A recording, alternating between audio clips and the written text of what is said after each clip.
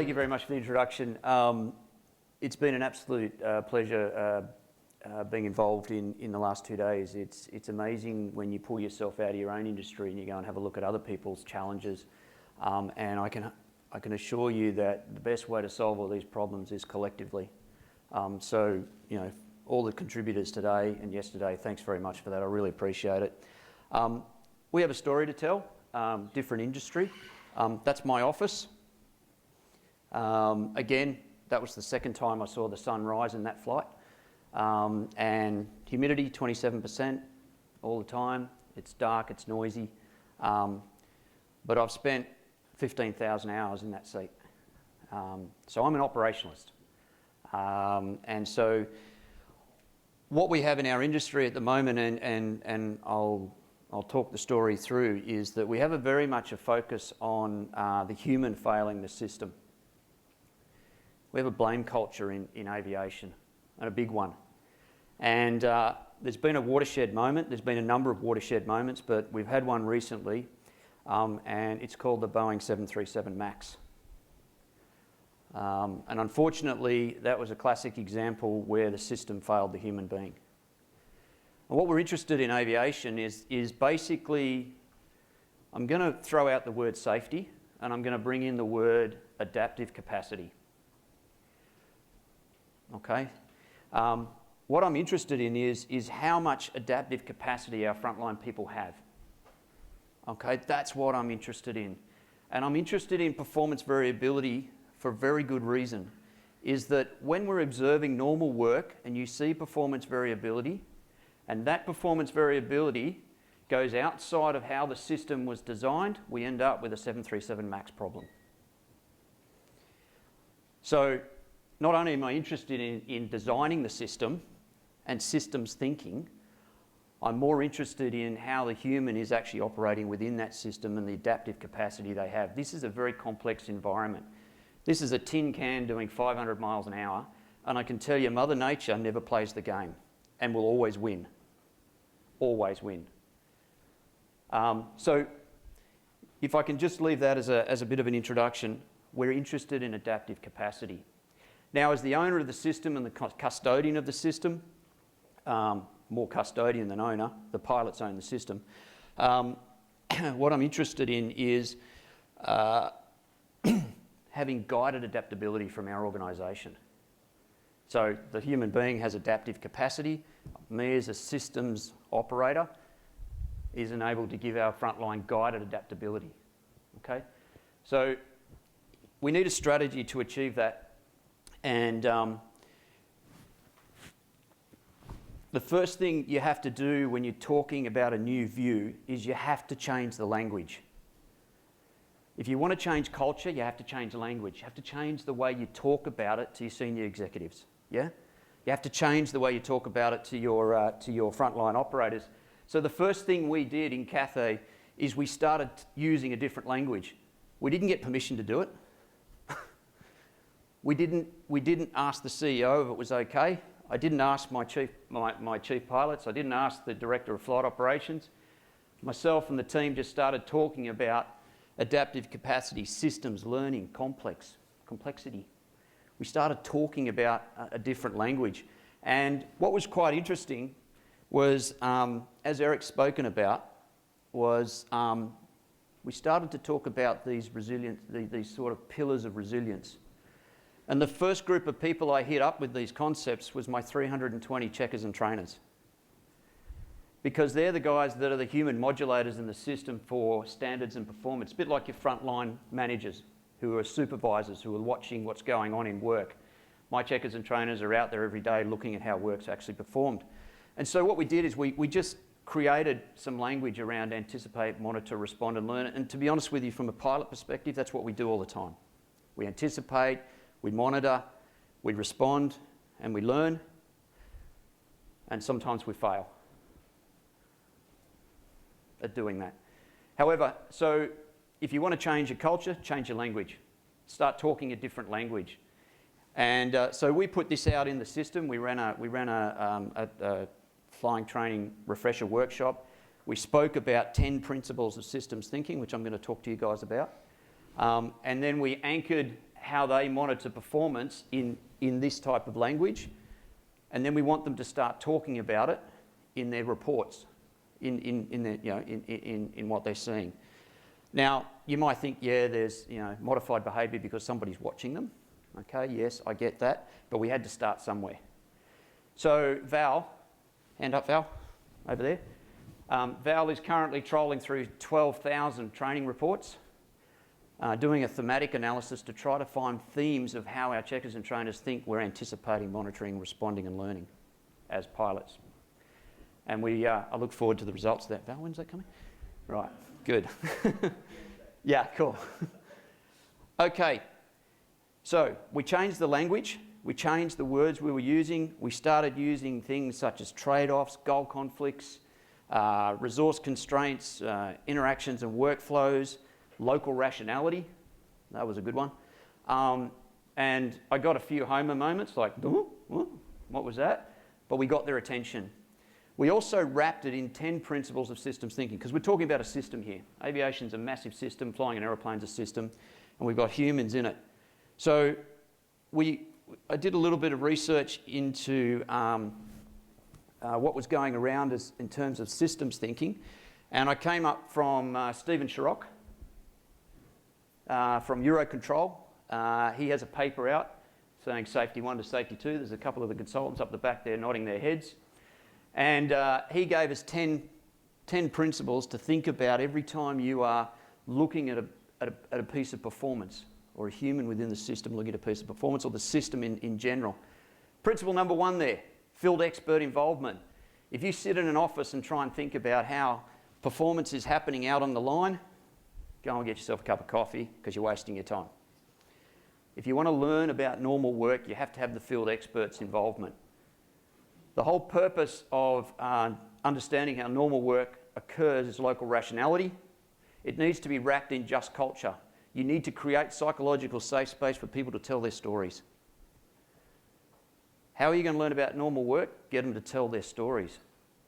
But you've got to create psychological safe space for that to occur. Then we've got the nature of the system. Frontline workers are working under demand and pressure, resource constraints.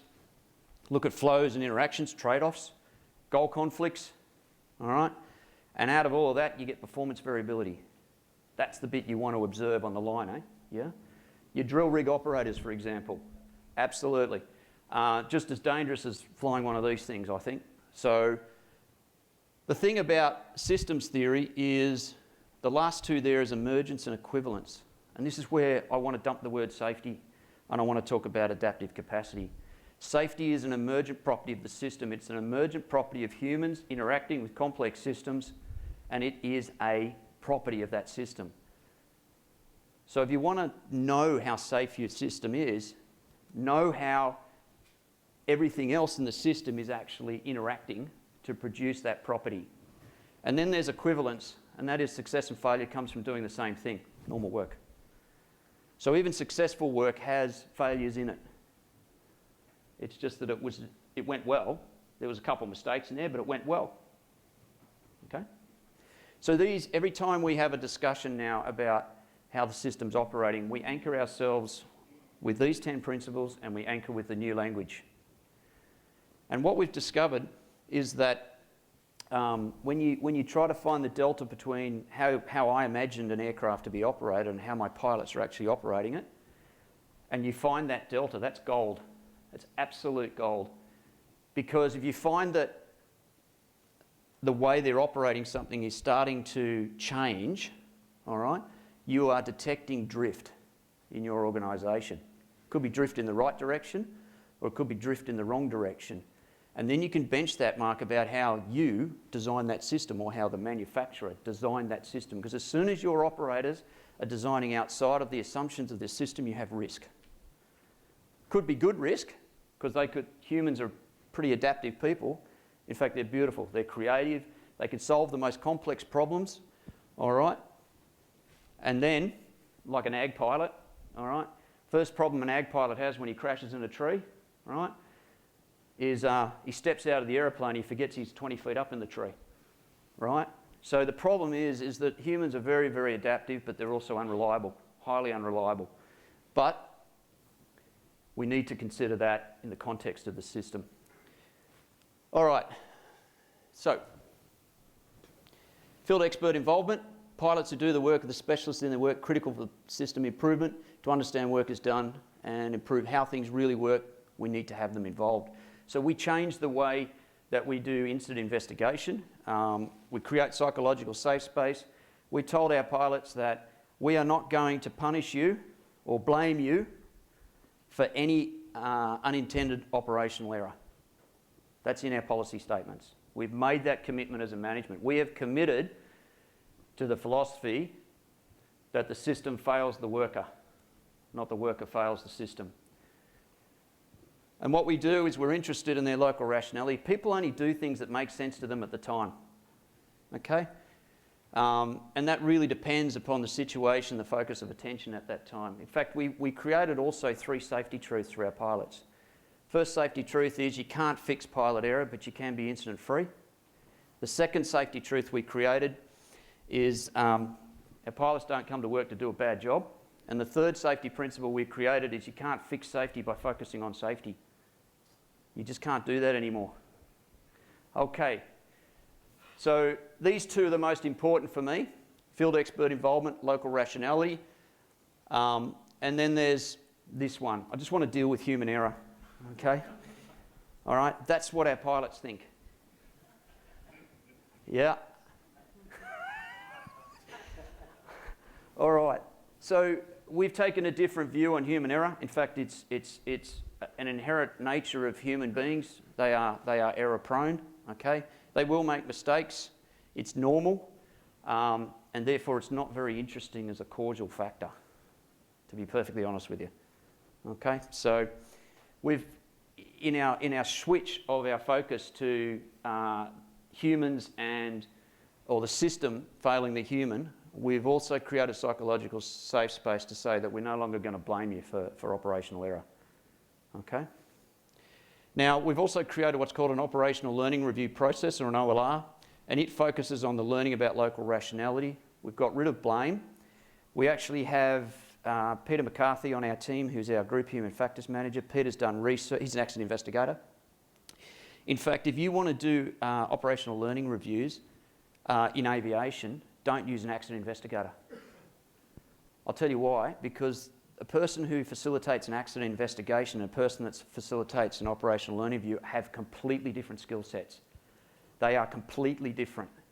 So what we've done is we've actually taken that learning from that research, and Peter has trained a group of us in OLR processes and procedures and techniques. And we're actually going, we have a paper for peer review right now that will be the foundation of Peter's PhD on conducting operational learning reviews. So we're a bit excited about that.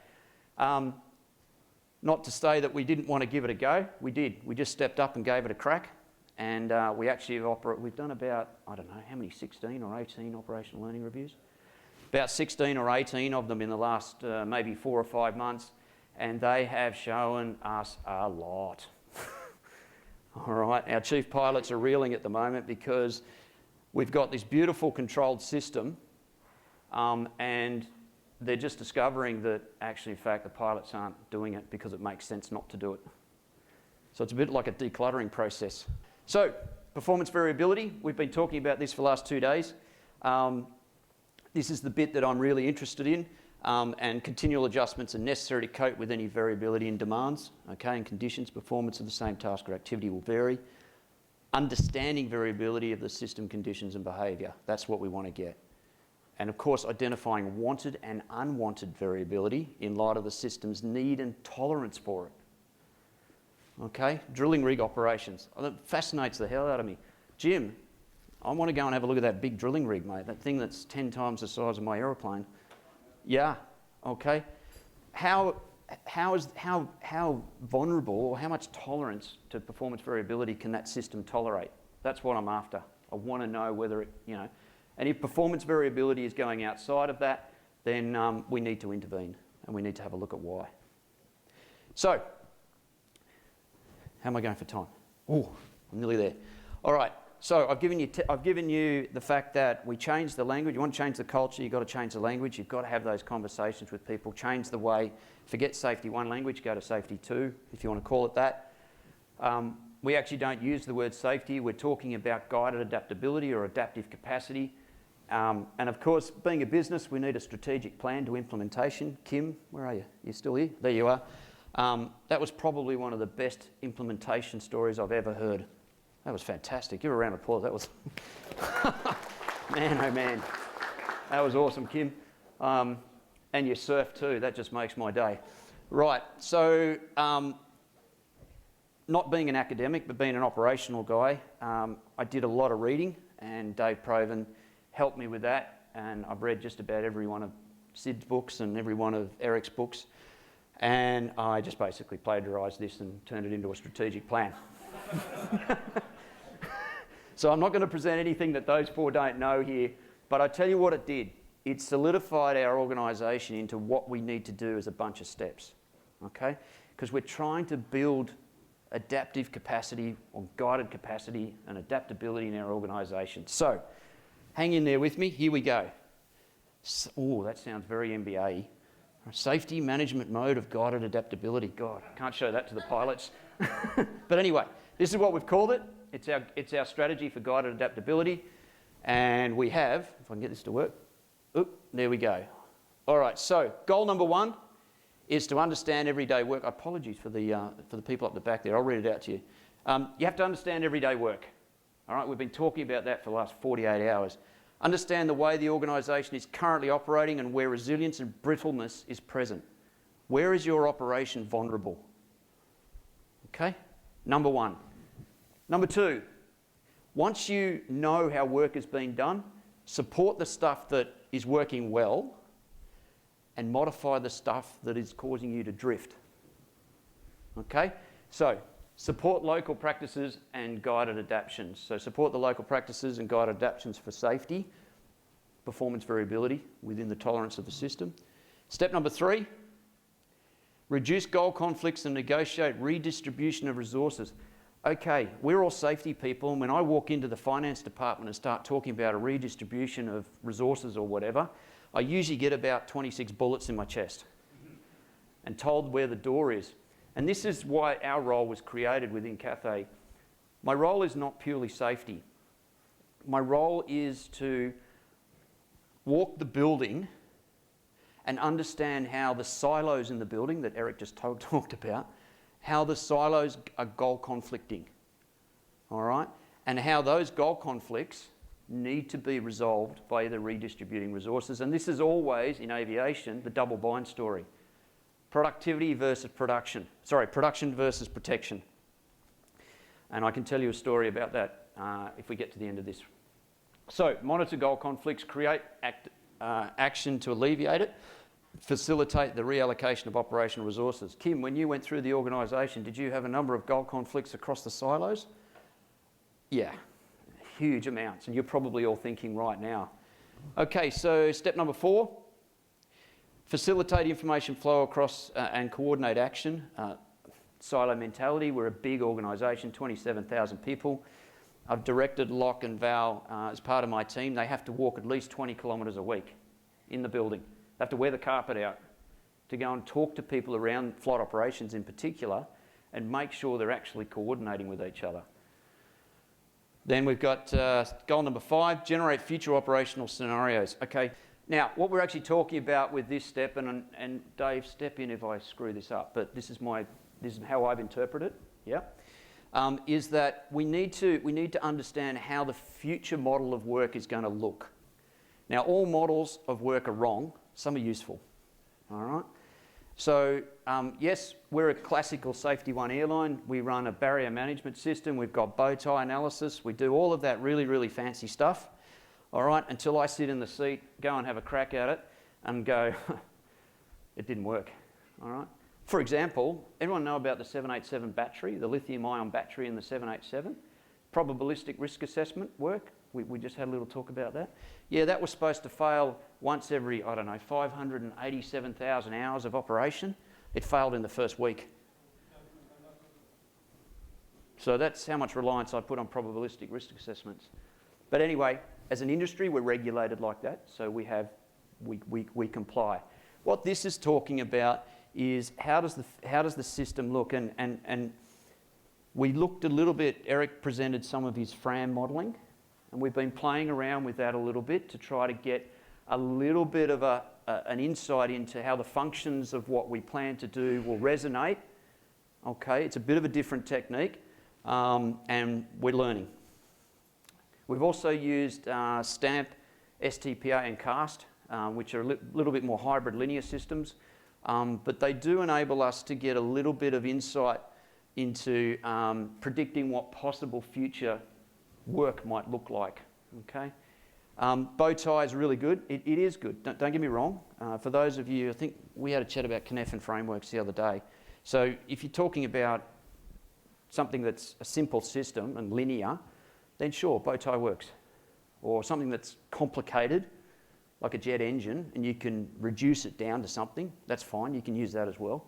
But once you get into socio-technical systems and complexity, it just doesn't work. It's a waste of time. Okay, so you need to use things such as FRAM modelling or some sort of systems theory approach to it to help you generate future operational scenarios. We're getting there, right. And facilitate sacrifice judgments. All right, so this balance between production and protection. For example, on the 747, we have a fatigue problem on our operations, particularly associated with what we call two crew, two sector WOCL flying, which is window of circadian low. So when we operate, when I sign on at 10 o'clock at night, and I've got to fly two sectors in the middle of the night, and I book off 12 hours later, maybe 10 o'clock or 11 o'clock the next morning, that is a heightened pattern for fatigue risk in the operation. And we were told by our frontline people to do that. Now, we've got pretty sophisticated pairing optimizers, and we can actually use our electronic rostering system to protect against those types of pairings, but it costs us 1% of manpower to do that. So now I've got to go to the CEO, I've got to go to my director of flight operations and say, can I have 1% more manpower? And of course, if you're in a headcount cut organisation, right, everyone's nodding their head, resource constraint, et cetera, how do I justify that? Well, it's interesting. What was happening is that our pilots were so damn tired, by law, and they have the right this under their licence, that at the end of the first sector, they were parking the aeroplane and going to the hotel. So the aeroplane would sit on the ground for 12 hours, minimum rest, and then they'd come back and finish the pairing. Not only that, we then had knock-on effect for aircraft utilisation.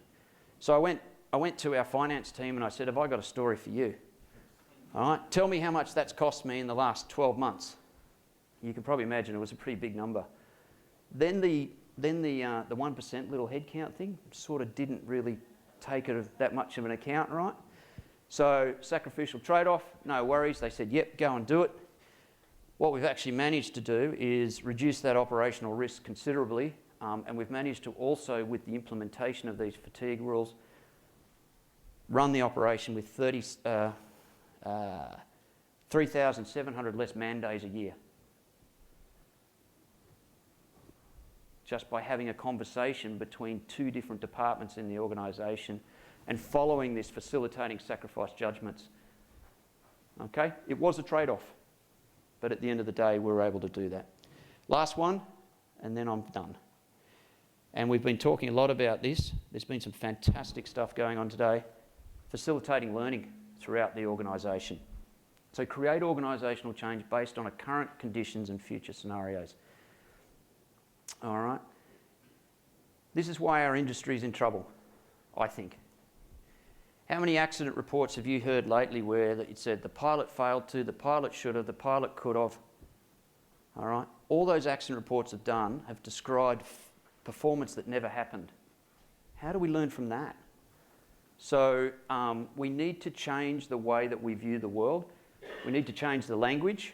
We need to come back down to systems. And we need a strategy of some sort of guided adaptability to build that capacity within the organisation. Thank you, guys.